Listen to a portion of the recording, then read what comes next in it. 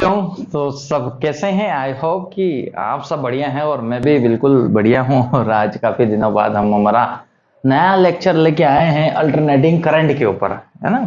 काफी टाइम हो गया सर, बच्चों के कमेंट आ रहे थे सर, लेक्चर्स नहीं आ रहे हैं। एक्चुअली में बहुत सारी प्रॉब्लम्स होती है ना लाइफ में, ऐसी जैसे तुम्हें होती है ना वैसे टीचर लोगों को भी हो जाती, तो काफी समस्याओं की वजह से थोड़ा सा हम लेक्चर को कंटिन्यू नहीं कर पाए थे। लेकिन आज हम वापस आ गए हैं और आपके सामने लेके आए हैं अल्टरनेटिंग करंट क्लास 12th का है चैप्टर, जिसमें हम पढ़ेंगे एसी के बारे में, अल्टरनेटिंग करंट के बारे में। वैसे नाम काफी बच्चों ने इसका सुना होगा। अरे सुना है कि नहीं सुना है? जो 12th कर रहा है उसने तो सुना ही सुना होगा, और जो नीट या जेई की तैयारी कर रहा है उसने तो ऑलरेडी बहुत अच्छे से सुना होगा इसको। अल्टरनेटिंग करंट बेटा, आपके घर में जो सप्लाई आती है वो एक तरीके का एसी करंट है, एक तरीके का एसी करंट। सर ये एसी करंट क्या होता है, ये कहां से प्रोड्यूस हो गया? तो इसके लिए आपको फेराडे के इलेक्ट्रोमैग्नेटिक इंडक्शन के बारे में थोड़ा सा अगर डिटेल पता हो। फेराडे ने एक लॉ दिया था इलेक्ट्रोमैग्नेटिक इंडक्शन, इससे पहले वाला चैप्टर जो आप रीड करते हैं। फेराडे ने एक लॉ दिया था कि किसी भी मैग्नेटिक फील्ड के अंदर, किसी करंट कैरिंग किसी भी मैग्नेटिक फील्ड के अंदर अगर किसी कॉइल को रोटेट कराया जाता है तो उससे लिंक फ्लक्स चेंज होता है, और उस फ्लक्स में चेंज होने की वजह से उसके अंदर इंड्यूस्ड ईएमएफ प्रोड्यूस होता है। याद करो दो मैग्नेट लगा दिए जाते थे इस तरीके से, एक तरफ नॉर्थ एक तरफ साउथ, परमानेंट मैग्नेट। यहाँ पे कॉइल को रखा जाता था और इस कॉइल को किसी जनरेटर से, किसी इंजन से, किसी की मदद से, जनरेटर से तो इसको तो जनरेटर कहेंगे, किसी इंजन की मदद से इसको रोटेट कराया जाता था एंगुलर वेलोसिटी ओमेगा से। तो ये जो कॉइल है ये रोटेट होती थी मैग्नेटिक फील्ड के अंदर, और मैग्नेटिक फील्ड के अंदर रोटेट होती थी। तो हमें पता है कि फ्लक्स क्या होता है सर, फ्लक्स होता है B vector dot A vector, या फिर तुम इसे लिखते थे B A cos theta, B A cos theta. Theta जो है वो एंगल होता था किसके बीच का, बी और ए के बीच का, मैग्नेटिक फील्ड और उस कॉइल के एरिया वेक्टर के बीच का। अब सोच कि बेटा ये कॉइल घूम रही है विद एंगुलर वेलोसिटी ओमेगा। अगर ये कॉइल घूम रही है तो ये जो थीटा है ये फंक्शन है, ये थीटा है फंक्शन है किसका, ओमेगा टी का। अरे एंगुलर वेलोसिटी ओमेगा क्या होती है सर, थीटा अपॉन में टी, थीटा अपॉन में टी। तो थीटा इज इक्वल टू क्या होगा, ओमेगा टी। तो आपके पास फाई इज इक्वल टू क्या बना, B A cos omega T. जैसे जैसे टाइम बदलेगा, जैसे जैसे टाइम बदलेगा ओमेगा टी चेंज होगा, क्योंकि वो घूम रहा है तो ये चेंज होगा, तो उन दोनों के बीच का एंगल चेंज होगा। एंगल चेंज होगा तो हम ये कह सकते हैं कि फ्लक्स में चेंज होगा, और फ्लक्स में चेंज होगा तो जो आपके फेराडे कहते थे कि induced EMF is minus of D phi upon D T, rate of change of flux. Rate of change of flux negative sign इसलिए क्योंकि वो जो भी फ्लक्स इंड्यूस्ड होता था वो उसका अपोज करता था जिससे इंड्यूस हुआ था। यहां से आप अगर डी बाई डी टी करते थे, फाई को, फाई की वैल्यू रख दी जाए B A cos omega T, B A cos omega T, तो जब इसको सॉल्व करते थे ये आपके पास क्या आएगा sir, B A omega cos t का इंटीग्रेशन करने जाओगे तो ये हो जाएगा आपके पास sine omega t with minus sine, तो माइनस ने इस माइनस को काट दिया, प्लस साइन टू ओमेगा। अब जरा ध्यान से देख बेटा, तेरा जो इंड्यूस्ड ईएमएफ आया है उसको ऐसा लिखा जाता है E is equal to E naught sine omega T. तो ये है जनरेटर का आउटपुट। जनरेटर के आउटपुट में जो इंड्यूस्ड ईएमएफ होता है, जो ईएमएफ प्रोड्यूस होता है, वो साइनोसोलाइडल सिग्नल जैसा होता है, यानी कि वो साइन जैसा होता है, साइन फंक्शन जैसा होता है। साइन फंक्शन सुना ना, साहब जैसे साइन फंक्शन। तो एसी करंट आया कहां से, एसी करंट आया ईएमआई से, ईएमआई से। सर एसी और कौन सा करंट होता है, एसी और दूसरा करंट होता है बेटा डीसी। तो ये हमें पार्ट में, ये हमें स्टडी नहीं करना, ये हमें स्टडी करना था इससे प्रीवियस लेक्चर में। जिन्होंने नहीं स्टडी किया है पहले वो स्टडी कर ले, क्योंकि यहां पे मैं डायरेक्ट लिखने वाला हूं कि एसी करंट यानी कि ई साइन ओमेगा टी या ई कॉस ओमेगा टी या वी साइन ओमेगा टी या वी कॉस ओमेगा टी। आ जाओ बात करते हैं एसी करंट के ऊपर, हेडिंग लगाएंगे एसी करंट। अल्टरनेटिंग करंट क्या बेटा, आपके जीवन में ना दो तरीके के करंट आएंगे। एक करंट का नाम होगा direct current, direct current DC जिसको आप बोलते हैं डीसी, और एक करंट का नाम होगा अल्टरनेटिंग करंट, अल्टरनेटिंग करंट जिसको आप बोलते हैं एसी, अल्टरनेटिंग करंट, या जिसको आप बोलते हैं एसी। और इसी एसी करंट की वजह से आज हमारी जिंदगी इतनी आसान और मस्त चल रही है, क्योंकि सबसे पहले एसी नहीं बना था, सबसे पहले डीसी बना था। भाई सबसे पहले डीसी बना था, और डीसी को पहले इंटरनेशनल कॉन्फ्रेंस हुई और कहा गया कि डीसी एक बहुत ही अच्छा करंट है, और डीसी को लोगों को सप्लाई किया जाए, इसका ट्रांसमिशन किया जाए। तो डीसी बहुत अच्छा माना जाता था, लेकिन पावर एप्लीकेशंस वाली चीजें आई, जैसे कहीं पे मुझे लार्ज अमाउंट का करंट चाहिए, वहां पे डीसी करंट मेरी मदद नहीं कर पाता था, वहां पे मुझे एसी करंट की चाहिए थी मदद, क्योंकि ऐसा करंट चाहिए जो लार्ज अमाउंट का प्रोड्यूस कर सके करंट। दूसरा, डीसी में थोड़ी बहुत ड्रॉबैक भी थी। डीसी की क्या कमी थी? सबसे पहले कमी यह थी कि डीसी को ट्रांसमिशन के लिए जब ट्रांसमिट किया जाता था तो मैक्सिमम एनर्जी खराब कर देता था, ये एनर्जी लॉस होती थी डीसी में सबसे ज्यादा अगर इसे वायर के थ्रू भेजा गया। लेकिन उसी प्रॉब्लम को एसी ने सॉल्व कर दिया, क्योंकि एसी करंट को ट्रांसमिट करने के लिए हमने मैक्सिमम करंट को ट्रांसमिट नहीं किया, हमने स्टेप अप ट्रांसफर बनाया, वोल्टेज बूस्टअप किया, और हमने करंट को कम कर दिया। तो कंडक्टर में से कम अमाउंट का करंट फ्लो होगा, तो अब से जो हीट प्रोड्यूस होगी वो कम होगी, तो इलेक्ट्रिकल एनर्जी का लॉस भी कम होगा। तो एसी ने ट्रांसमिशन वाली जो प्रॉब्लम थी उसको सॉल्व कर दिया। दूसरा, जो हेवी इक्विपमेंट चलते हैं वो एसी पे चला सकते हैं। सर डीसी और एसी में क्या फर्क है? एक्चुअल में बेटा डिफरेंस सिर्फ इतना है कि डीसी करंट एक यूनिडायरेक्शनल करंट है। यूनिडायरेक्शनल करंट, यूनिडायरेक्शनल करंट एक ही दिशा में बहता है, यूनिडायरेक्शनल करंट है। जबकि आपका जो एसी है वो कैसा है? बाई डायरेक्शनल हो सकता है, बाई डायरेक्शनल हो सकता है।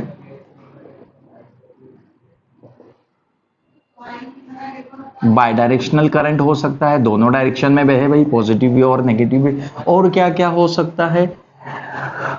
Current do not change its direction.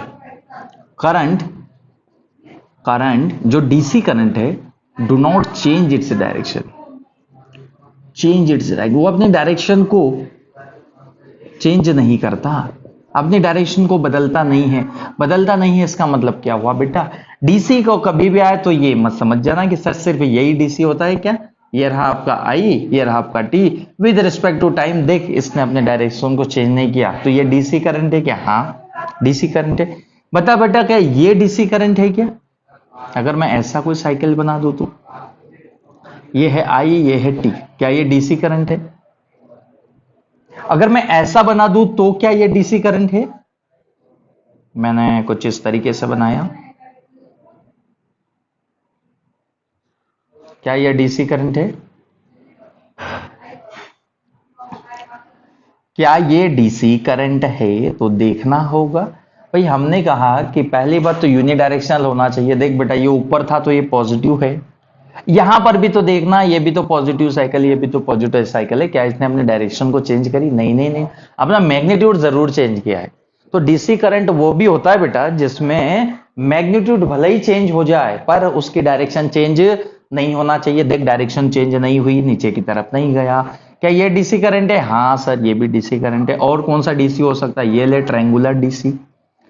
अरे सब डीसी करंट है यार, सब डीसी करंट है, क्योंकि करंट ने अपने डायरेक्शन को चेंज नहीं किया, करंट ने अपने डायरेक्शन को चेंज नहीं किया। एसी के बारे में क्या कहोगे सर? भाई current do not change its direction, तो यहां पे हम कहेंगे current change its direction periodically, change its direction. भाई डायरेक्शन तो चेंज करता है, डायरेक्शन तो चेंज करता है, मैग्नीट्यूड भी चेंज कर सकता है। Change its direction and magnitude periodically. भाई यहां पे पीरियोडिक आ जाएगा भाई साहब, पीरियोडिकली। सुन सुन डायग्राम को देख, ये ले सर, ये तो पता ही था, ये तो हमारे पास सभी जानते हैं सर, किसी जनरेटर का आउटपुट है, किसी जनरेटर का आउटपुट है।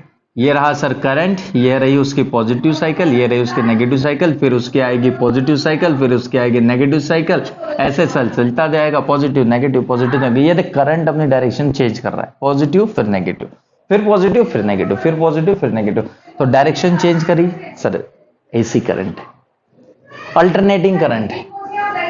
क्या यही अल्टरनेटिंग करंट होता है? क्या ये अल्टरनेटिंग करंट नहीं हो सकता बच्चे? ध्यान से सुन, क्या ये अल्टरनेटिंग करंट नहीं हो सकता? हो सकता है ना। अरे स्क्वायर टाइप का सिग्नल है, ये पॉजिटिव साइकिल, ये नेगेटिव, ये पॉजिटिव, ये नेगेटिव, ये फिर पॉजिटिव साइकिल, ये भी एसी है और ये भी एसी है। दोनों अल्टरनेटिंग करंट है बेटा, दोनों सेटिस्फाई कर रहे हैं। बाय डायरेक्शनल है, current change its direction and magnitude periodically। देख, डायरेक्शन भी बदल रहा है, अपना मैग्नीट्यूड भी चेंज कर रहा है, periodically चेंज कर रहा है। तो ऐसा सिग्नल भी आपका, क्या ये भी एसी हो सकता है? यस, ट्रायंगुलर फॉर्म में है लेकिन है तो एसी, ट्रायंगुलर फॉर्म में है लेकिन है तो एसी करंट। तो एसी करंट ऐसा याद नहीं रखना सर कि जो ये है यही एसी है सर, ये एसी नहीं होता, ये भी एसी सिग्नल होते हैं बेटा। और डीसी में ये याद ना रखो कि सर अगर ऐसा चलेगा तो ही डीसी होगा, ये भी डीसी है, ये भी डीसी है। तो ये प्योर डीसी है, किसी बैटरी का आउटपुट, किसी बैटरी का आउटपुट। डीसी कहां से मिलता है सर? डीसी को कैसे प्रोड्यूस करते हैं? अरे बेटा, एसी को डीसी में कन्वर्ट किया जा सकता है, तो आगे पड़ेगा रिएक्टिफायर। एक बात बताऊं कि आप जो अपने फोन को चार्ज करते हैं, फोन डीसी करंट पे चार्ज होता है कि एसी करंट पे चार्ज होता है? बताओ बताओ बताओ, फोन डीसी पे चार्ज होता है कि एसी पे चार्ज होता है? फोन के अंदर बैटरी लगी हुई है 3.7 वोल्ट की, चार्ज करने के लिए क्या करोगे? एसी में लगा दोगे क्या?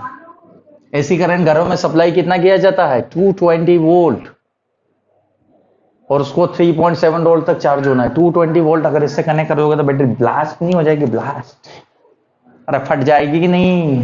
हाँ, इसलिए हम किसका यूज करते हैं? एडाप्टर, जिसको आप बोलते हैं चार्जर। चार्जर क्या करता है भाई? चार्जर एक तरीके का एक डिवाइस है जो एसी को कन्वर्ट करता है किसमें? डीसी में। जो एसी को कन्वर्ट करता है किसमें? डीसी में। आपका फोन चार्ज होगा, ये 3.7 वोल्ट की बैटरी लगी हुई है, तो लगभग इसको 3.9 वोल्ट के लगभग चार्ज दिया जाएगा, पोटेंशियल दिया जाएगा, तो ये बैटरी को चार्ज करता रहेगा। तो इस 220 वोल्ट को पहले 3.7 वोल्ट डीसी पर ट्रांसफर किया जाता है, इसको डीसी पर ट्रांसफर किया जाता है, फिर सर्किट को दिया जाता है। तो एसी ने तो समस्याएं दूर कर दी। एसी ने कहा कि घरों में अगर आपको डीसी की जरूरत है, अडॉप्टर बनाइए और डीसी को यूज करिए। आपको एसी की जरूरत है, डायरेक्ट मेरे से कनेक्ट कर दीजिए, मैं आपको एसी दे दूंगा। लेकिन डीसी से अगर एसी बनाना हो तो क्या करें? फिर वैज्ञानिकों ने सोचा कि एक इन्वर्टर बना लिया जाए। लगे घर में इन्वर्टर, इन्वर्टर क्या काम करता है? अरे इन्वर्टर जस्ट अपोजिट काम करता है बेटा। इन्वर्टर डीसी को एसी में कन्वर्ट करता है। एक बैटरी लगी होती है, एक डिवाइस लगी होती है, तो वो डीसी को एसी में कन्वर्ट करता है। कौन? इन्वर्टर। डीसी टू एसी अगर आपको जाना है तो किसका नाम लोगे? Inverter, inverter. और अगर आपको एसी से डीसी में जाना है, एसी से डीसी में जाना है, तो भाई आपके फोन के चार्जर हो सकते हैं, कुछ भी हो सकता है। यहां पर रेक्टिफायर्स हो सकते हैं, ये रेक्टिफायर्स आप पढ़ेंगे, रेक्टिफायर्स। तो ये इसको डीसी में कन्वर्ट करते हैं। आगे क्या बात समझ में? तो ये हमारे पास था एसी करंट, ये हमारे पास DC current. Unidirectional current, current अपनी चेंज नहीं करता डायरेक्शन, जबकि ये बाय डायरेक्शनल होता है, ये अपने डायरेक्शन को चेंज करता है। अगर ये पीरियोडिकली ऐसे चेंज करता जाएगा, अगर ये सिमेट्रिकली ऐसे चेंज करता जाएगा, तो इस वाले सिग्नल को, इस वाले एसी सिग्नल को साइनोसॉइडल आउटपुट कहते हैं। जनरेटर ऐसा ही आउटपुट देता है, जनरेटर ऐसा ही आउटपुट देता है। आपका एसी जनरेटर कहां से प्रोड्यूस की जाती है? एसी जनरेटर से। एसी कहां से प्रोड्यूस करी गई? एसी जनरेटर से। आया क्या समझ में? आया क्या? सुन सुन सुन, नोट कर ले, नोट कर ले, नोट कर ले, जो जो नोट करना है वो नोट कर। सुन, तेरी जो डीसी दिखाई देगी तुझे सर्किट में, ये मैं हटा देता हूं। आई होप कि आपने नोट कर लिया होगा। नहीं नोट करेगा तो कोई बात नहीं, वीडियो को रिवर्स करना और फिर नोट कर लेना। जो आपका डीसी है सर्किट में ऐसे बनाते हैं, सेल के जैसे, बैटरी के जैसे, ये इसका सिंबॉलिक रिप्रेजेंटेशन है। जबकि एसी सिग्नल को अपनी एक अलग दुनिया बनानी है, उसको ऐसे सर्किट में रिप्रेजेंट किया जाएगा, ऐसे सर्किट में रिप्रेजेंट किया। जनरली यहां पे जो वोल्टेज है उसको V naught sine omega T ऐसे लिखा जाएगा, क्योंकि जनरेटर का आउटपुट है। या अगर करंट लिखने को कहा जाएगा, करंट को आप लिखेंगे आई नॉट साइन ओमेगा टी। धीरे धीरे आ रहे हैं इधर, धीरे धीरे हम इधर आ रहे हैं। अब यहां पे देखो थोड़ी बहुत समस्या क्या है बेटा। आपने सर करंट बनाया कुछ इस तरीके से, यहां पे मान लीजिए 5 एम्पियर करंट फ्लो हो रहा है, ये आपका टाइम टी है और ये करंट है, तो करंट 5 एम्पियर कांस्टेंट है। यहां पर क्या हो रहा होगा, करंट अगर ऐसा चेंज हो रहा है, अब यहां पे तो टाइम के साथ करंट को बताना बहुत ही मुश्किल बात है, क्योंकि करंट तो कंटिन्यूअसली चेंज हो रहा है, करंट कंटिन्यूअसली चेंज हो रहा है, कभी मैक्सिमम हो रहा है, कभी जीरो हो रहा है, कभी माइनस में मैक्सिमम हो रहा है, कभी पॉजिटिव है तो कभी नेगेटिव है, कभी एक डायरेक्शन में बह रहा है तो कभी अपोजिट डायरेक्शन में बह रहा है। इसलिए इसलिए एसी में करंट को अलग अलग तरीके से निकालते हैं। एसी में करंट को क्या क्या नाम सुनेंगे हम, पिक करंट या पिक वोल्टेज, इसके अलग अलग वैल्यू निकालते हैं बेटा। पिक करंट या पिक वोल्टेज, जो मैक्सिमम हाइट पर जाएगा, जो मैक्सिमम हाइट पर जाएगा उसको पिक वैल्यू कहेंगे। दूसरा, इसका एवरेज वैल्यू निकाली जाएगी, एवरेज करंट को देखा जाएगा, एवरेज को देखा जाएगा, एवरेज करंट, एवरेज वोल्टेज। तीसरा, इसका आरएमएस करंट और आरएमएस वोल्टेज देखा जाएगा। अरे मैं क्यों कह रहा हूं बेटा, क्योंकि एसी का सिग्नल टाइम वेरिंग सिग्नल है, टाइम के साथ कंटिन्यूअसली चेंज होगा। तो आपको अगर कोई चीज कंटिन्यूअसली चेंज हो रही है तो पहले तो मैक्सिमम वैल्यू उसकी पता होना चाहिए कि कितना वैल्यू तक जा रहा है, साथ में अगर जो चेंजेस हो रहा है उसको हम लेते हैं एवरेज, उसका हम क्या निकालते हैं, एवरेज निकालते हैं, एवरेज। तो ऐसे में हम average current, average voltage, RMS current, RMS voltage, peak current, peak voltage पढ़ने वाले हैं। तो शुरू करते हैं सबसे पहले एवरेज, कि एवरेज क्या होता है, एवरेज क्या होता है, एवरेज, एवरेज क्या होता है देखिए जरा।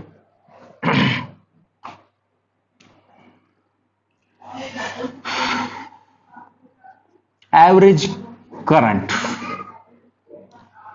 एवरेज करंट, सुन बेटा, एवरेज करंट, किसी चीज का एवरेज कैसे निकालेगा। मान लीजिए तेरे पास ऐसे चल रहा है, ये तेरा करंट है, ये ऐसे चल रहा है टाइम के साथ, इसका एवरेज कैसे निकालेगा। किसी भी फंक्शन का एवरेज जो टाइम के ऊपर डिपेंड करता है उसको कैसे निकाला जाएगा, तो जरा ध्यान से देख। करंट क्या होता है, आई होता है sir D Q upon D T. D Q क्या होता है, डी क्यू होता है sir I into D T. D Q क्या मैंने लिखा, आई इंटू डी टी। अगर आपको एवरेज करंट निकालना है तो एवरेज करंट क्या होता है सर, टोटल चार्ज। किसी भी चीज का एवरेज कैसे निकालते हैं, टोटल चार्ज अपॉन में टोटल टाइम।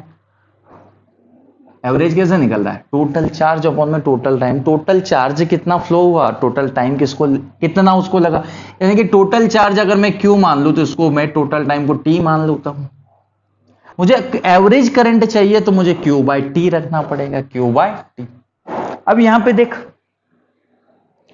तूने कहा कि जब आई करंट है D Q upon D T, यहां से D Q is equal to I D T. अगर आपको क्यू निकालना है तो क्यू कैसे निकालेगा बेटा, क्यू कैसा निकालेगा sir, integral of D Q, यानी कि integral of I D T. बस यही हो गया तेरा Q, integral of I D T. इसको उठा के यहां रख दे, इसको उठा के इधर से यहां रख दे। अगर तू यहां रखेगा तो तेरा I average is equal to what, integral of I D t upon में t, integral of I D t upon में t, integral of I D t upon में टी। अब सुन, किसी भी फंक्शन का अगर आपको एवरेज निकालना है, मान लो कोई सी भी वैल्यू जिसका आपको एवरेज निकालना है, जिस भी वैल्यू का आपको एवरेज निकालना है, मुझे क्या करना चाहिए, उस वैल्यू को इंटीग्रेट करना है आई डी टी अपॉन में ये जो टाइम है इसको भी इंटीग्रेट कर दिया जाए। कहां से कहां तक, जिस वैल्यू तक आपको एवरेज निकालना है। अगर आप पूरा निकालने जाएंगे पूरी साइकिल के लिए तो एवरेज वैल्यू 0 से लेके टाइम पीरियड टी तक, अगर आधी साइकिल के लिए निकालने जाएंगे तो टी बाई 2 तक।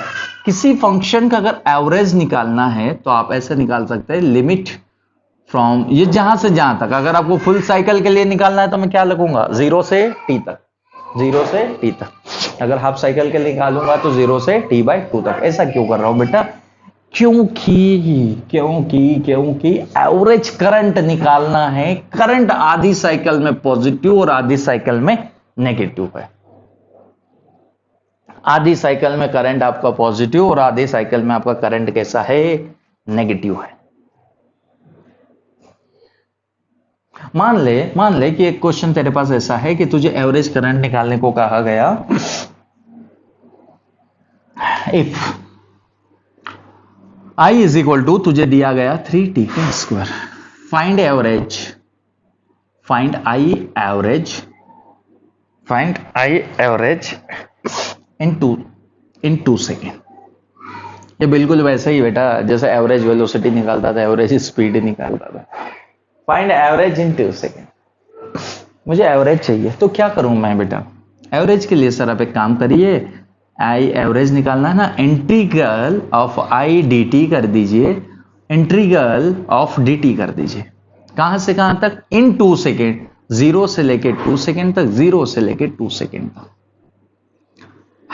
Integral of I D T यानी कि यहाँ पे 3t का स्क्वायर, इधर आएगा dt फ्रॉम 0 to 2, यहां पे आ जाएगा इंटीग्रल 0 to 2 और यहां पे आपका dt। इंटीग्रेशन करते आता है और हो या ना? यस सर, इंटीग्रेशन करो। इसका करोगे तो t की पावर 3/3, 0 से लेके 2 तक, और इसका जब इंटीग्रेशन करोगे तो क्या आएगा बच्चे? 2। इसका इंटीग्रेशन करेगा तो क्या आएगा? 2। और सॉल्व कर ले इसको, तो ये तेरा आया, 3 को बाहर निकाल दे, 3 से 3 मार दे, ये आ गया 2 की पावर, पहले लिख दे 2 की पावर 3 माइनस 0 अपॉन में 2, यानी कि 2 की पावर 3 कितना हो गया? 4 और 8/2 यानी कि आ गया 4 एम्पियर। एवरेज करंट कितना आया तेरा? 4 एम्पियर। कितना आएगा? 4 एम्पियर। कैसे निकालते हैं? ये रहा। अगर किसी का एवरेज निकालना है, जहां से जहां तक निकालना है वो लिमिट रख देना, यहाँ पर 0 से लेके t तक ले देना, यहाँ पर 0 से लेके t तक ले देना, जहां से जहां तक तुझे निकालना है। आई क्या बात समझ में? आई क्या बात समझ में? हाँ सर आ गई। एवरेज करंट निकाल के बताइए सर एसी का। हम जो एसी सिग्नल लेंगे वो कैसा लेंगे? जनरेटर का आउटपुट वाला स्क्वायर व ट्रायंगुलर भी ले सकते हैं, लेकिन हम साइनोसॉइडल लेंगे। जनरेटर का आउटपुट एसी लेंगे और उसका निकालेंगे हम एवरेज करंट। देखते हैं एवरेज करंट क्या आएगा। जरा इससे हटा दिया जाए। वैसे एक बात जरा सुन, अगर तुझे एवरेज करंट निकालने को कहा गया एसी की फुल साइकिल के लिए, ये एक साइकिल होती है बेटा, अरे एसी थोड़ा बहुत पढ़े हो, एक साइकिल पॉजिटिव नेगेटिव, एक कंप्लीट साइकिल, फिर एक साइकिल, ऐसा आता है। इसको 1 साइकिल कहते हैं। जहां से चलना शुरू करे वहां से मैक्सिमम पर जाए, फिर 0 पर आए, फिर दूसरी तरफ मैक्सिमम पर जाए, फिर 0 पर आ जाए, ये एक साइकिल। अगर कंप्लीट साइकिल में इसका करंट तुझसे पूछा जाएगा तो मैं बताऊं क्या आएगा? Current 0। I average 0 for complete cycle. क्यों 0 सर? अरे इसलिए 0 क्योंकि जितने टाइम पॉजिटिव डायरेक्शन में करंट फ्लो है उतने ही टाइम नेगेटिव डायरेक्शन में है। Average current in full cycle क्या आएगा? 0 आएगा। नहीं हो रहा है यकीन? आ जाओ जरा प्रूफ करते हैं। क्या निकालें? I average for full cycle. नहीं हो रहा ना यकीन? अरे तुमको यकीन नहीं हो रहा है, यकीन दिलाते हैं बेटा, 0 होगा, पक्का होगा। करंट आपका मान लो, करंट क्या फ्लो हो रहा है? करंट हम मान लेते हैं sir, current I is equal to I not sine omega T. मैं बता रहा हूं ये क्यों ले रहा हूं, क्योंकि ये जनरेटर का आउटपुट है, साइनोसॉइडल आउटपुट है, जनरेटर का आउटपुट है। जनरेटर जो करंट निकालता है वो ऐसे ही निकालता है। आपने कहा कि ये हमारे पास करंट है, ठीक है, ओके। आपको निकालना है एवरेज निकालना है। इंटीग्रल करो I D T integral of d T, integral I D T upon integral of d T. जब वो फुल साइकिल के लिए निकालेंगे तो टाइम की लिमिट कहां से कहां तक होगी बेटा? टाइम लिमिट कहां से होगी सर? 0 से लेके टी तक, 0 से लेके टी तक। बहुत बढ़िया। आई कितना दिया है? ओ हो आई कितना दिया? I not sine omega T.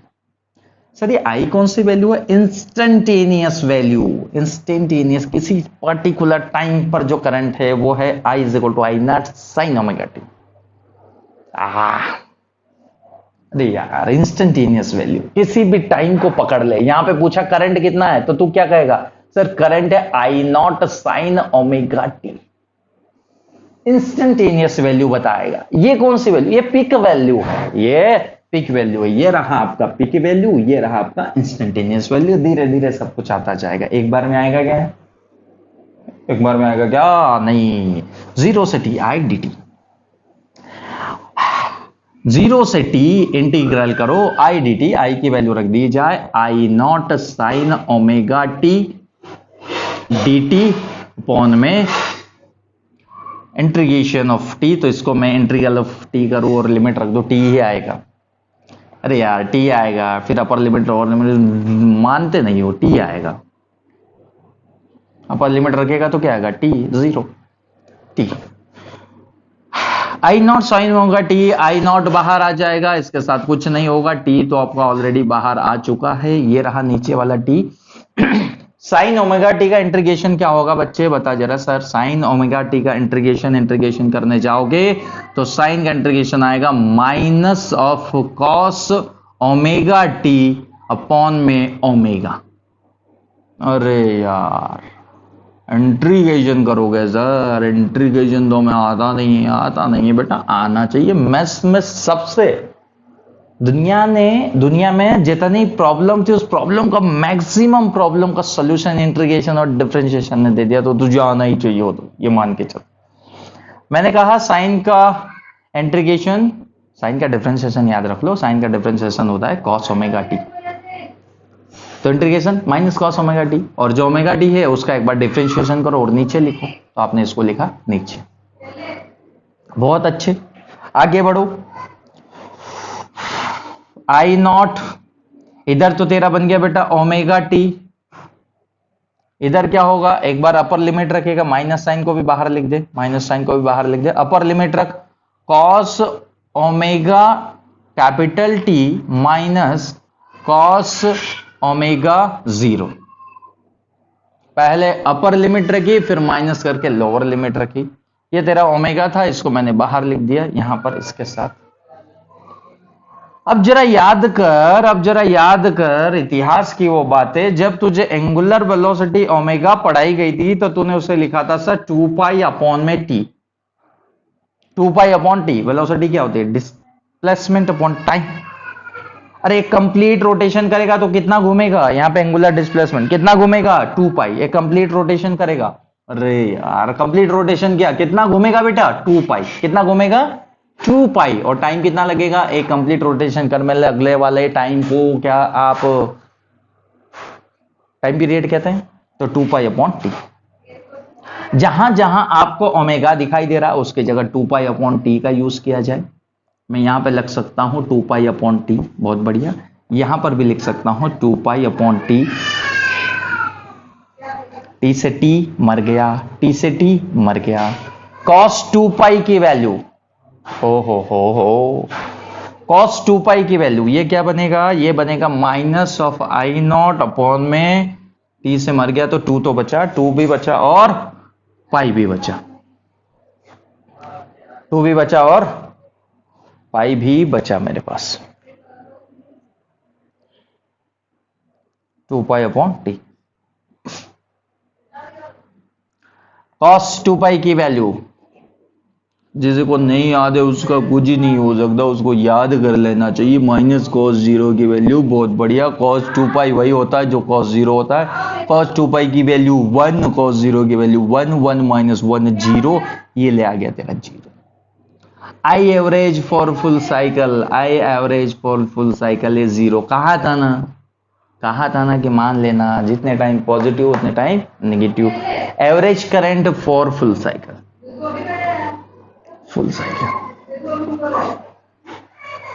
Average current 0 होगा। एसी में ऐसा ही होता भाई। एवरेज करंट फुल साइकिल के लिए कितना है? 0। आया क्या समझ में? आया क्या? और आया कि नहीं आया?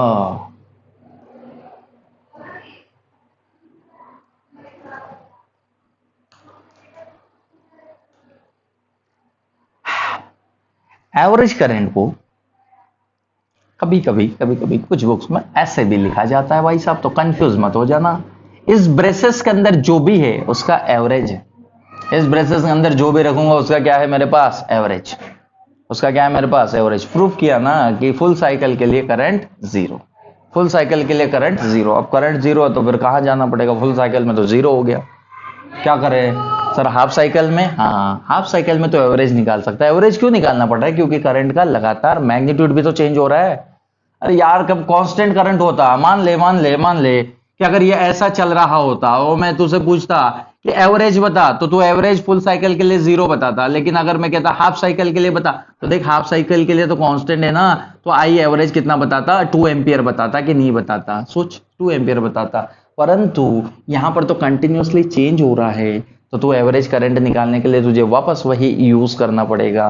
तो आ जाओ एवरेज करंट निकालते हैं फॉर हाफ साइकिल। नोट कर लिया, और नोट करते चलो वरना कुछ नहीं याद रहेगा, नोट करते चलो।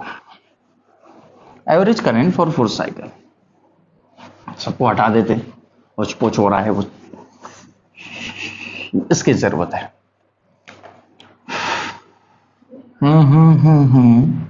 हमें निकालना है I average for half cycle, for half cycle. तो वही काम करो बेटा, हम इसको प्रूफ निकालने जा रहे हैं, हमें पता नहीं कितना आएगा, वही काम करो। आई एवरेज निकालो, integral of I D t upon में इंटीग्रल ऑफ डी टी। कहां से कहां तक, 0 से पाई बाय 2, क्योंकि मैं हाफ साइकिल की बात कर रहा हूं, 0 से पाई बाय 2, क्योंकि मेरी साइकिल कैसी हाफ। यहां पे वैल्यू रखो बेटा, इंटीग्रल 0 से पाई बाय 2 नहीं, t by 2, t by 2, I की वैल्यू वही I not sine omega t d t, नीचे इंटीग्रल ऑफ डी टी 0 से टी बाय 2। इसको आगे बढ़ाते हैं, आई नॉट बाहर आ जाएगा, आई नॉट के साथ कुछ नहीं होगा, इधर इसको सॉल्व करेगा तो क्या बनेगा, टी बाय 2। अरे हाँ यार टी बाय 2 बनेगा, टी आएगा, फिर अपर लिमिट रखोगे टी बाय 2। इसको मैं यहां से हटा के इसको ऐसे लिख दूं, कोई दिक्कत नहीं सर, कोई दिक्कत नहीं। चल आ जाए इधर, इंटीग्रेशन, इंटीग्रेशन कर भाई साइन ओमेगा टी का, साइन ओमेगा टी का इंटीग्रेशन करेगा, फिर से वही सर कॉस ओमेगा टी, और लिमिट जो आपके पास रहेगी इस बार आपकी लिमिट रहेगी 0 से टी बाय 2 तक।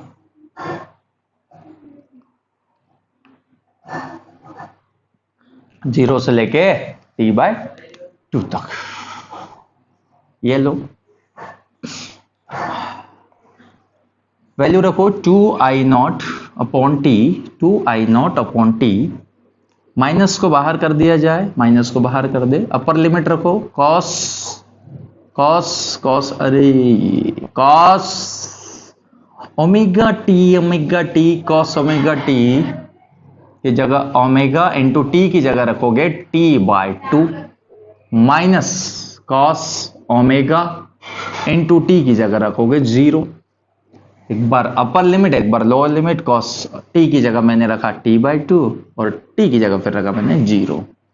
बहुत बढ़िया, minus 2 I naught by T into cos omega into T by 2। क्या बोला सर ने, सर ने ये बोला था कि ओमेगा इज इक्वल टू क्या होता है, 2 पाई अपॉन टी। जहां जहां ओमेगा है उसकी जगह 2 पाई अपॉन टी लिख दिया जाए। तो इसमें देखो कॉस ओमेगा की जगह 2 pi upon T into T by 2, minus ये तो 0 हो गया, कॉस 0, 2 से 2 मर गया, टी से टी मर गया, cos pi, minus 2 I not, इसको भी लिख दूं क्या, क्या बोलते हो, 2 पाई अपॉन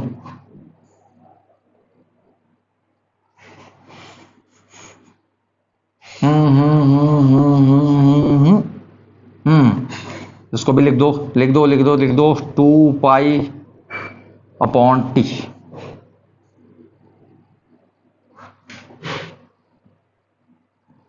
क्या क्या क्या क्या, क्या ओ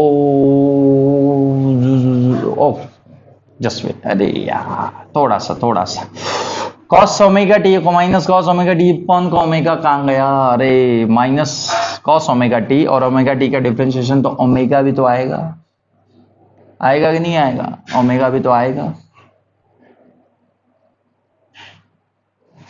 ओमेगा भी तो आएगा, हाँ सर आएगा, ओमेगा लिख दो यहाँ पे, मिस कर दिया हमने ओमेगा, सॉरी सॉरी ओमेगा आएगा।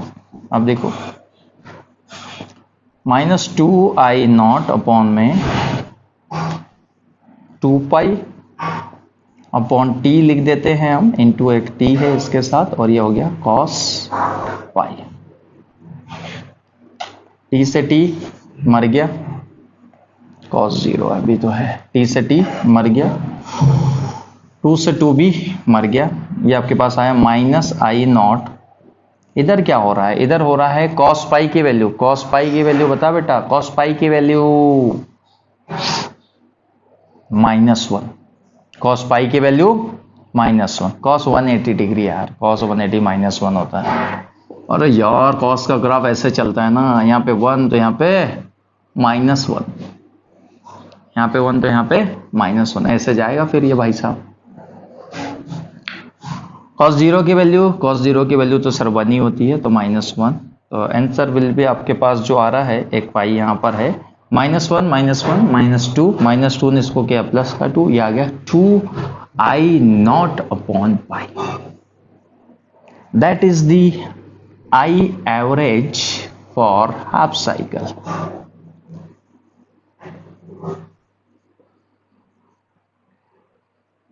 2/पाई I0, 2/पाई को अगर हम सॉल्व कर लें तो 0.636 I0, उसकी पिक वैल्यू का 0.636 वाला जो पार्ट है वो है उसका आई एवरेज, या कभी कभी उसको 63.6% बोलते हैं of max, of peak current, of peak value, चाहे वो वोल्टेज हो चाहे वो करंट हो, चाहे वोल्टेज चाहे करंट। 2i0 अपॉन पाई, तो क्या क्या हमें पता चला, हमें ये पता चला, हमें पहली चीज ये पता चली कि जो आई एवरेज है वो 0 होता है फुल साइकिल के लिए, और दूसरी चीज हमें पता चली कि आई एवरेज जो है वो होता है 2i0 upon pi for half cycle. दो बातें आपको पता चल गई। एवरेज करंट क्यों निकालना है, क्योंकि करंट कंटिन्यू आपकी अपनी वैल्यू को चेंज कर रहा है, करंट कंटिन्यू अपनी वैल्यू को चेंज कर रहा है। आई क्या बात समझ में? ओके चलो अब आते हैं आरएमएस पे। सर आरएमएस क्या है, दो वैल्यू याद रखेंगे, फुल साइकिल के लिए 0, यहाँ पर 2i0 upon pi, current voltage के लिए भी यही भाई साहब, वोल्टेज के लिए भी यही, एवरेज वोल्टेज 0, और इधर 2v0 अपॉन पाई। हटा दें, चलो हटा देते हैं।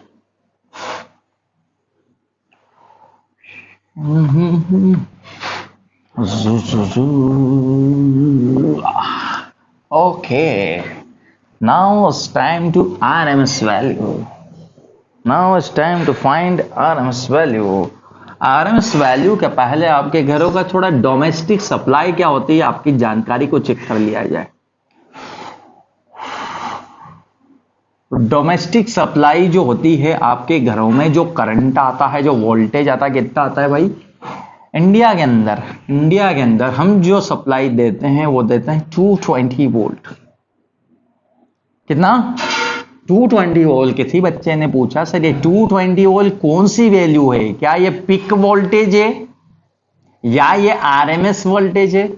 या आरएमएस क्या होता है बेटा? आरएमएस का मतलब होता है root mean square value, root mean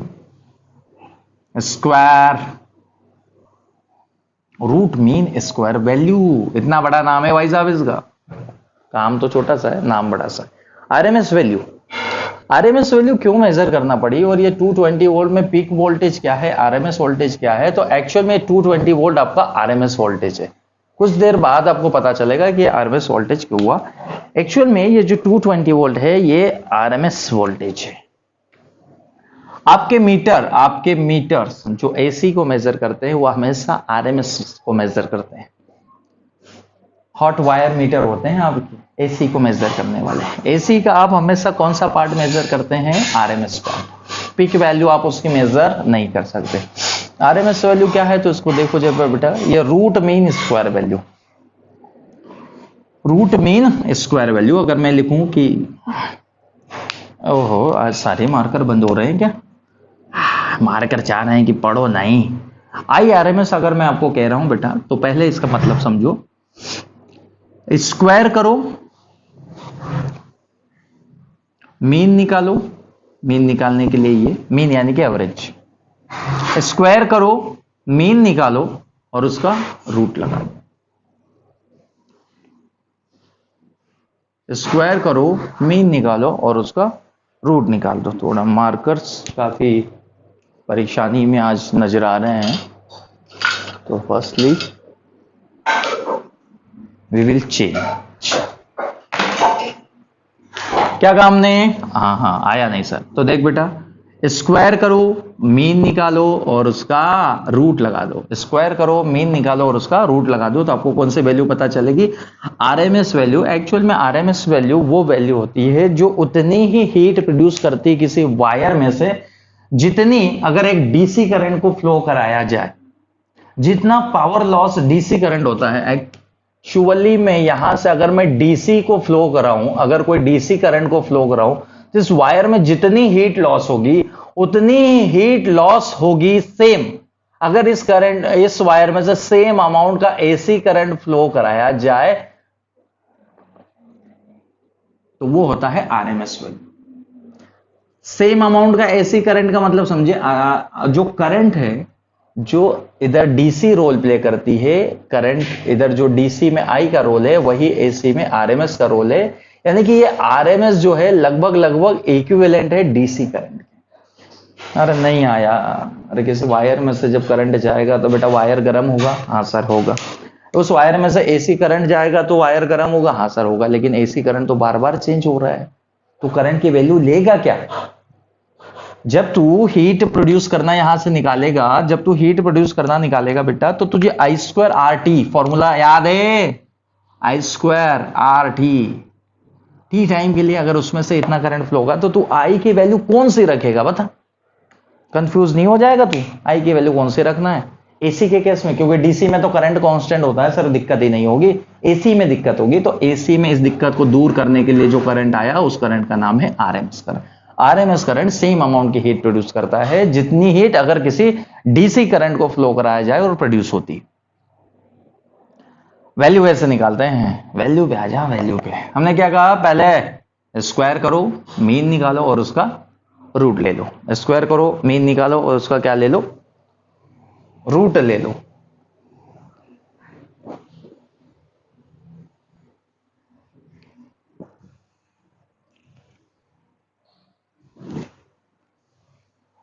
okay, देखते हैं। हटा दें। स्क्वायर करो, मीन निकालो और रूट करो। आरएमएस वैल्यू हम बात करेंगे RMS. RMS root mean square, उल्टे तरफ से काम शुरू कर दो। स्क्वायर मीन रूट कर दो, स्क्वायर मीन रूट कर दो। RMS value I RMS, V RMS. Actual में हमें लाना है I nought upon root 2, I nought upon V nought upon root 2। ये होता है आपका आरएमएस। ये आपको प्रूफ करना है for AC current. AC current आपके पास कौन सा? आई इज इक्वल टू, हमने यहां पे लिखा I not sine omega T. अगर वोल्टेज है तो V naught sine omega T. नहीं आया सर, प्रूफ करके बताओ। ले बेटा प्रूफ कर देते। आरएमएस वैल्यू कैसे निकालेंगे? ध्यान से देख। करंट क्यों लेके चलते हैं? करंट का आरएमएस वैल्यू आपको निकालना है। तो आई आरएमएस इज इक्वल टू, हमने क्या कहा, स्क्वायर कर, मीन निकाल और रूट कर दे। स्क्वायर कर, मीन निकाल और उसका रूट लगा दे। रूट मीन स्क्वायर वैल्यू है ना, स्क्वायर कर, मीन निकाल और उसका रूट कर दे। तो यहां से I R M S is equal to root को, तो मैं रूट को अगर यहां पे स्क्वायर लिख दूं चलेगा, और बार बार रूट के अंदर लिखना पड़ेगा, ठीक है ना। मीन निकालना है मुझे, मीन निकालना है। तो मीन निकालने के लिए सर ने क्या बताया, मीन निकालने के लिए सर ने बताया 0 से लेके t तक आई स्क्वायर डी टी अपॉन में इंटीग्रल ऑफ 0 से लेके t तक डी टी। अरे आया क्या, चलिए इसको हटा। मीन निकालने का तरीका ये है क्या, फुल साइकिल मीन कैसे निकालेगा, मीन कैसे निकालेगा बेटा, ऐसे ही निकालेगा। हाँ, लेकिन मीन किसका निकालना है, ब्रैकेट के अंदर जो है उसका, यानी कि स्क्वायर का मीन निकालना है, स्क्वायर का। यहां पे क्या करना पड़ेगा तुझे, स्क्वायर करना पड़ेगा। ओके चलो बहुत बढ़िया सर, कर देते हैं। अगर तो इतना कर दिया तो फिर आ जा इधर, आई स्क्वायर आर एम एस तेरा चल ही रहा है इधर। इधर देखो आई स्क्वायर की जगह क्या रखना होगा मुझे, ये रहा आई नॉट साइन होगा टी, तो integral of 0 to t I nought का square sine square omega t d t upon में, अरे इसको इंटीग्रेट करेगा तो टी आएगा, मैं बार बार नहीं कर रहा हूं, इसको इंटीग्रेट करेगा तो क्या आएगा, टी आएगा। यहां से I nought square upon t बाहर गया, इंटीग्रल आपके पास बचा 0 से t sine square omega t d t. इधर आपके पास चल रहा है I square R M S. Okay, sine square omega T को डिफरेंशिएट करने के लिए थोड़ा सा मैथमेटिक्स सीखो बच्चों। थोड़ा सा मैथमेटिक्स ये कहता है कि अगर आप आई स्क्वायर आर एम एस निकाल रहे हैं आई नॉट का स्क्वायर अपॉन टी, तो इसको लिखा जा सकता है इंटीग्रल ऑफ 0 से T 1 minus cos 2 omega T upon में 2।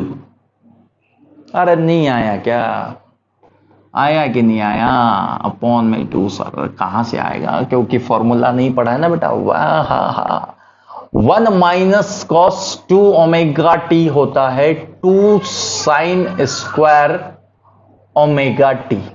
ये ओमेगा छोड़ो सर, थीटा लिखो। तो 1 माइनस कॉस 2 थीटा होता है, 1 माइनस कॉस 2 थीटा होता है 2 sign square theta by theta. तो अगर मैं इस 2 को यहां से गायब कर दूं, इधर पहुंचू, तो 1 minus cos 2 theta, 1 minus cos 2 theta upon 2 is equal to sine square theta. अरे यार कॉम्प्लेक्स फंक्शन है, डिफरेंस इंटीग्रेशन नहीं होगा, इसलिए मैंने उसको अलग अलग तोड़ दिया। अब इसको करना इजी है। इस 2 को बाहर निकाल, ये आई नॉट का स्क्वायर तेरा चल ही रहा है, नीचे 2 तूने बाहर निकाल दिया है। 2 में लिमिट में रखने का कोई मतलब नहीं है। यहां पे इंटीग्रल कर, अगर तो इंटीग्रल नहीं लगाया सर, इंटीग्रेशन करेगा तो 1 का इंटीग्रेशन क्या आएगा तेरे पास बेटा, टी, और इसका इंटीग्रेशन करेगा cos 2 ओमेगा टी का इंटीग्रेशन बता sir, sine 2 omega T upon में 2 ओमेगा 0 से लेके टी तक। अरे बोल आएगा कि नहीं आएगा, कि नहीं आएगा, आएगा। ओके, इधर चल रहा है आपका आई स्क्वायर आर एम एस, इसके बाहर देखो आई नॉट का स्क्वायर अपॉन में 2 एक टी गायब है सर, टी है ना, 2t आई नॉट का square into 2t upper limit t minus lower limit. जब यहां पे तू लोअर लिमिट रखे, यहां पर पहले तो अपर लिमिट रखेगा, तो sine of 2 omega into capital T, ये 2 omega into capital T divided by 2 omega, ये तूने रखी अपर लिमिट। लोअर लिमिट रखेगा ये भी 0, ये भी 0, साइन 0 की वैल्यू 0, लोअर लिमिट में रखता ही नहीं। अरे 0 आएगी यार, रख दे 0 साइन 0।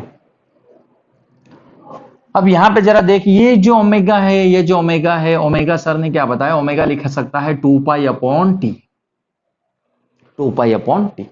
यहां पर मैं लिखता हूं ओमेगा की जगह पर 2 पाई अपॉन टी, यहां पर भी मैं लिखता हूं 2 पाई अपॉन टी, यहां पर भी मैं लिखता हूं 2 पाई अपॉन टी। ओ सॉरी, यहाँ तो टी ही था ना, यहाँ तो टी ही था ना, उसको टी रहने दो। 2 पाई अपॉन टी, इस जगह पे क्यों नहीं रखा हूं, इसको नहीं रखना है, टी को रहने दो, ओमेगा को रिप्लेस कर दो। अब यहां से देख बेटा, ये टी से टी मर गया, 2 पाई इंटू 2 कितना हो जाएगा, 4 पाई। साइन 4 पाई, साइन 1 पाई, साइन 4 पाई, साइन 0, साइन पाई, 2 पाई, 3 पाई, 4 पाई, 5 पाई, 6 पाई, क्या होता है, 0। दिस टर्म बिकम्स 0 है, सब 0 हो जाएगा, सब क्या हो जाएगा, 0 हो जाएगा। सब 0 हो गया तो तेरे पास बचा आई नॉट का स्क्वायर अपॉन में 2t इंटू यहां पर बचा तेरे पास एक टी, तो टी से टी भी मर गया, ये तेरे पास आया आई नॉट का स्क्वायर बाय 2, और इधर तेरा चल रहा था आई आर एम एस का स्क्वायर। अगर तुझे आई आर एम एस चाहिए तो इधर से स्क्वायर हटा, इधर से स्क्वायर हटाएगा तो ये इधर रूट लगेगा, तो ऊपर वाले का रूट कैंसिल, नीचे वाले का रूट आ जाएगा, I nought upon √2। James Bond number, James Bond number इसको क्यों कहते हैं, क्योंकि तेरा आरएमएस वैल्यू तेरे पिक करंट का 0.707 टाइम्स होता है, इसको जेम्स बॉन्ड नंबर कहते हैं, जेम्स बॉन्ड। तेरा आरएमएस करंट, तेरा पिक करंट का, इसको परसेंटेज में बदल, 70.7% ऑफ आई नॉट। अरे यही वोल्टेज के लिए इक्वेशन होती है, सेम होता है। अगर तुझसे आरएमएस वोल्टेज कोई पूछे ना, वी आरएमएस क्या होता है, तो वी आरएमएस क्या लिखेगा, वी आरएमएस सर होता है V naught peak voltage upon में √2। तेरा जो भी एसी करंट या वोल्टेज तू मेजर कर रहा है जिस भी डिवाइस से, वो डिवाइस हमेशा आरएमएस करंट को मेजर करती है, आरएमएस वोल्टेज को मेजर करती है। जो तेरा 220 वोल्ट है, अब बता वो कौन सा करंट है, वो तेरा आरएमएस वोल्टेज, वो तेरा आरएमएस वोल्टेज है बेटा, वो आरएमएस वोल्टेज है।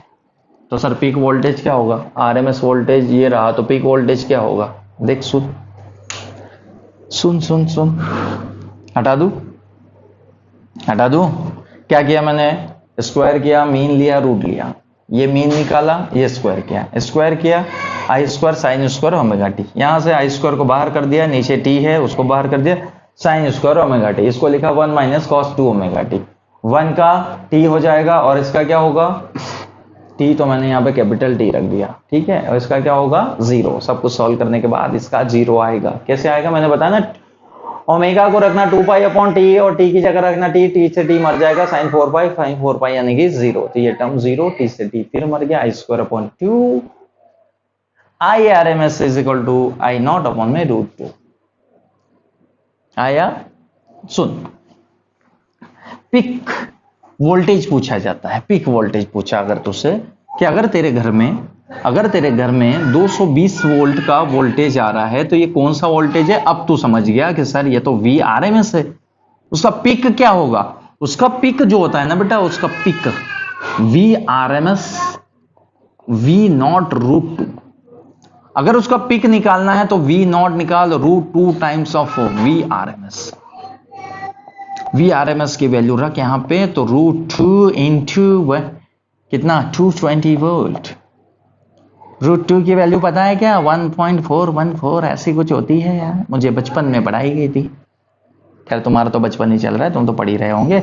इसको सॉल्व कर, V naught approx 311 volt, 311 volt maximum current जाता है आपका, मैक्सिमम वोल्टेज जाता है बेटा 311 वोल्ट, 311 311 311।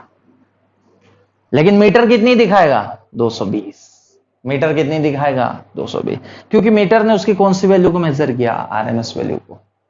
अरे यही तो रीजन है कि जिन डिवाइसेस से आप एसी को मेजर करते हैं उन डिवाइसेस से आप डीसी को मेजर नहीं कर सकते, जिन डिवाइसेस से आप एसी को मेजर करते हैं उन डिवाइसेस से आप डीसी को मेजर नहीं कर सकते। आगे की बात समझ में, ठीक है। तो आज के लिए इतना ही, बाकी हम पढ़ेंगे नेक्स्ट क्लास में। नेक्स्ट क्लास में हम बात करेंगे आरएमएस वैल्यू डिफरेंट सिग्नल की कैसे निकाली जा सकती है, और फिर हम बात करेंगे हमारे सर्किट थ्योरी के ऊपर। जब तक के लिए पढ़ते रहिए। और थैंक यू सो मच।